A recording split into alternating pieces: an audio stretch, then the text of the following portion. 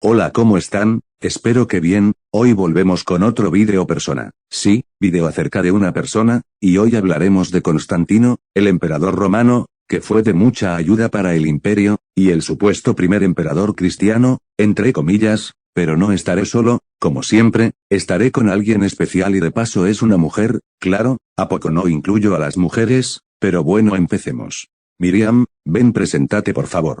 Bueno, pero no sé si pueda dejarme ver por la cámara. Vamos, no seas tímida, ven te ayudo. Mira, no te preocupes, solo ven. De acuerdo. Ella es Miriam, le da pena estar en la cámara al igual que Tomás, pero se acostumbrará con el hablar más adelante. No te preocupes, al fin y al cabo estarás sola, yo mientras voy a comer miel de abeja, con tal que no me piquen, adiós.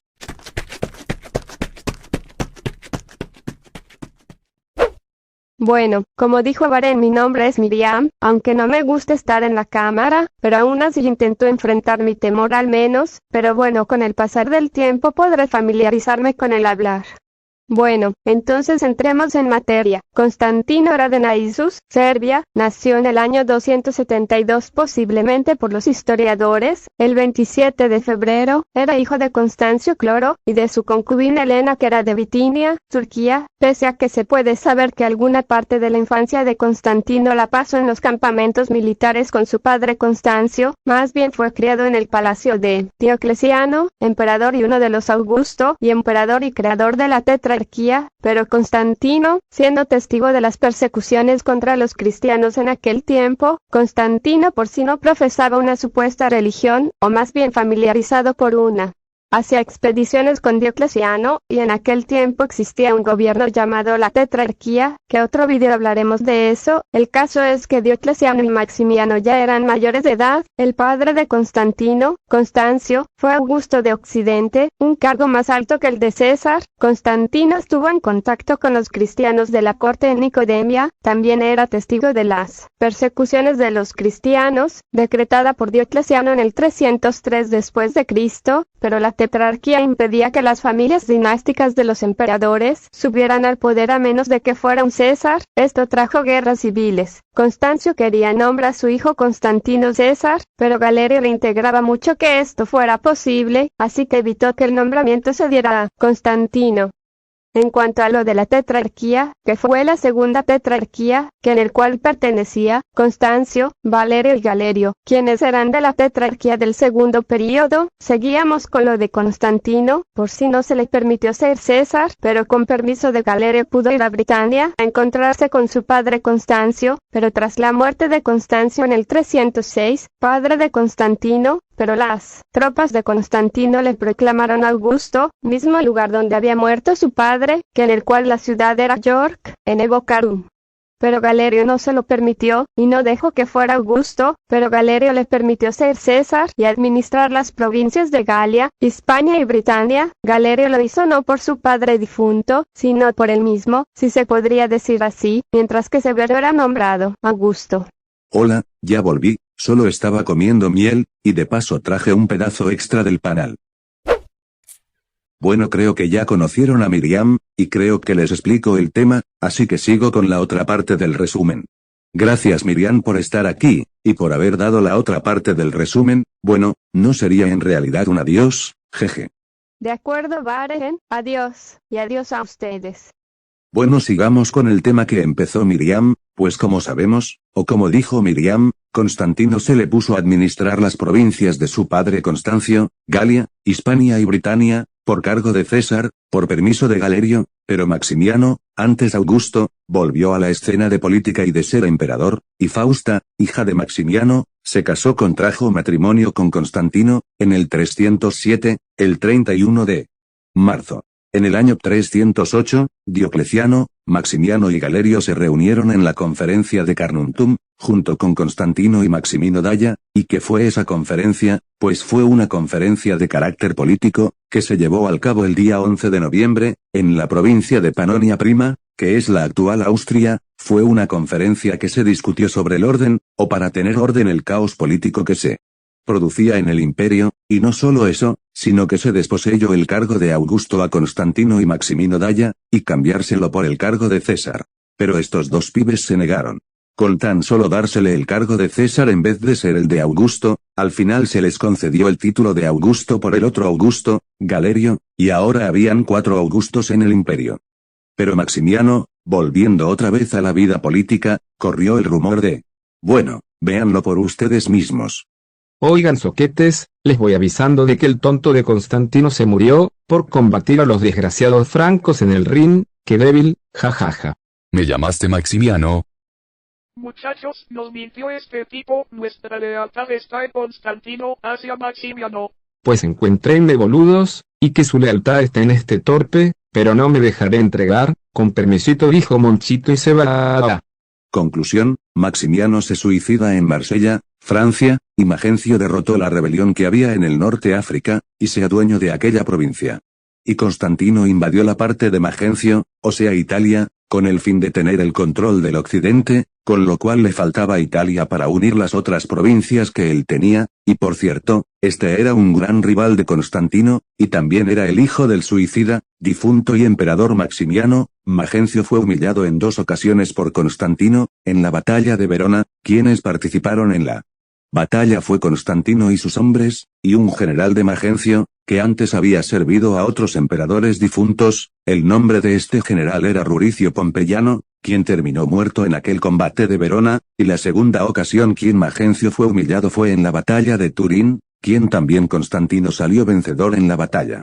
Y bueno, llegamos a la famosísima batalla del puente Milvio, uno de estos emperadores moriría y el otro viviría. La batalla se tuvo en las afueras de Roma, en el río Tíber, y como dice el nombre de la batalla, fue un enfrentamiento en un puente, que estaba debajo del Tíber, y sería la última batalla enfrentada entre Constantino y Magencio. Esta batalla se produjo el 28 de octubre del año 312, pero ¿qué tiene esto de especial? Pues antes de la batalla, pues, creería que, bueno, véanlo con sus 2 ojos, claro, jeje, pues antes de la batalla, o el día anterior de la batalla, pues mírenlo. Estoy cansado, jefe. Qué cansancio ni que 8 cuartos, más bien ve y vigila a los hombres de Magencio para que te quites tu cansancio, y para que no nos embusquen en la noche. Bueno, ahora tengo que poner a demás soldados a prepararse, y tener el favor de los dioses. Oh, ¿qué es eso en el cielo, que ven mis tetrarcas ojos? Inox signo vinces. Háblame en español que no te entiendo nada. Pues con este signo vencerás, menso. Ahora entiendo, voy a hacer ese signo en los escudos de los soldados. Sí amigos, de seguro Constantino se tomó algo para ver visiones, o simplemente lo soñó, pero esa es la leyenda recogida por Eusebio de Nicomedia. Entonces llega el 28 de octubre y estos 2 sujetos se enfrentan con sus propias tropas. Resultados, Constantino gana y Magencio trata de huir y termina su vida al ahogarse en el Tíber, porque si no lo mata su cuñado, porque era cuñado, lo mata su propio territorio jeje. Así que tras la victoria de Constantino, que según los historiadores, fue la primera batalla ganada por la ayuda de Dios, en el 315, hace construir el arco de Constantino, ubicado en Roma, a pocos kilómetros del Coliseo romano, y el arco fue para conmemorar la victoria de la batalla del puente Milvio, y así tuvo Constantino el control de todo el imperio de Occidente, pero su misión seguía en pie, y era conquistar o tener el control de todo el imperio. Podría decirse que Constantino era como una ola que se llevaba todo por delante que se le pusiera en su camino. Y en el 313, junto con Licinio, cuñado de Constantino, promulgaron el famosísimo Edicto de Milán, que antes era el Edicto de Tolerancia de Galerio, que fue entre febrero y marzo el edicto, que daba fin a las persecuciones contra los cristianos, aunque Constantino no se volvió cristiano, más bien se hizo para llamar la atención de la gente por la política, y no por el Señor.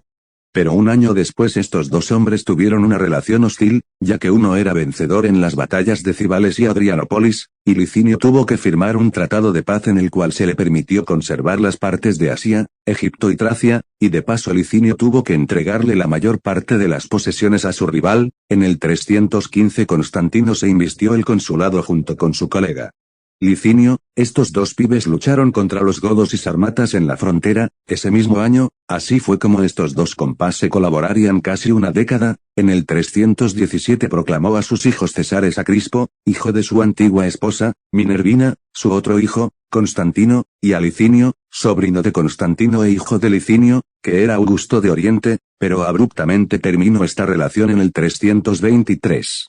Constantino atacó a Licinio con el argumento o más bien excusa de que propuso una persecución contra los cristianos y en perseguirlos. Y esto acabó en una batalla, que fue la de Crisópolis, en el 324, el 18 de septiembre, en Calcedonia, Turquía. Resultados: de nuevo Constantino salió vencedor y Licinio fue capturado y desterrado a Tesalónica, y ejecutado un año después. Así fue como Constantino ganó el Battle Royale de la Tetrarquía, jaja, pero así Constantino fue el único en gobernar el imperio, acabando poco a poco con los emperadores. Para así lograr su objetivo e ir con la campaña constantiniana, inventada por mí, jeje.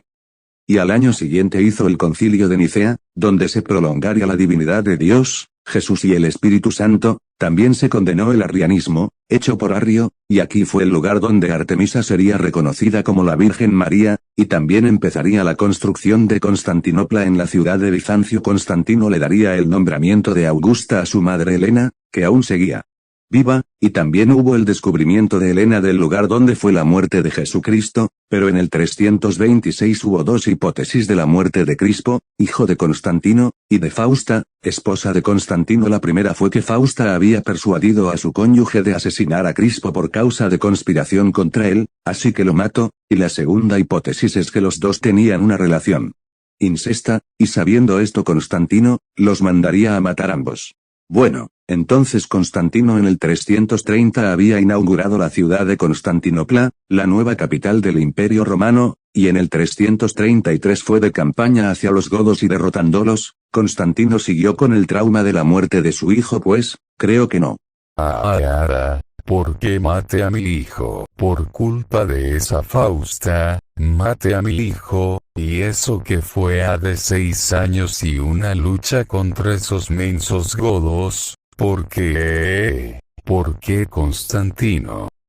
Señor, está bien. Vete de aquí, furro, no quiero hablar con animales. Era broma. Pero en el año 333 había puesto a su hijo Constante César y su sobrino Dalmacio, y como lo dije antes, él lo hacía por causas políticas el cristianismo, y no por Dios, por si no tenía un interés puro del cristianismo, y finalmente su vida concluiría el 22 de mayo del 337, en Constantinopla, 11 días después del 7º aniversario de Constantinopla, y antes de morir, había recibido el bautismo.